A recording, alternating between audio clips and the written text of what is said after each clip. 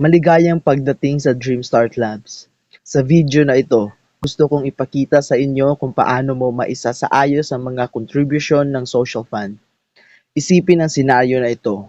Ang grupo ay may kinakailangang contribution ng social fund, ngunit walang sapat na contribution si Mary Joy. Ano ang mga pagpipilian? Maaari mong sundin ang mga hakbang na ito upang makita ang kanyang mga opsyon. Pumunta sa meeting. Sa pagkakataong ito, tayo ay nasa kasalukuyan ng meeting, pindutin ang ipagpatuloy ang meeting.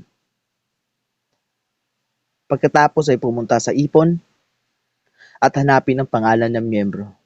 Sa kasong ito, si Mary Joy. Ilagay ang kanyang share sa araw na to kung meron man. At dahil wala siyang pambayad ng social fund, ilagay natin yung 0. Mag-scroll sa ibaba at pindutin ang tapos na. May lalabas na paalala. Ang halaga na ipinasok ay mas mababa kaysa kinakailangang pagbabayad ayon sa konstitusyon. May dalawang pagpipilian si Mary Joy. Una, idagdag ang balanse na kailangang bayaran sa susunod na meeting. Si Mary Joy ay magbabayad nito sa susunod. O i-cancel ang balanseng kailangan bayaran at gawin itong 0. Si Mary Joy ay hindi makakapagbayad. Ayaw natin gawin niyon, kaya piliin natin ang una.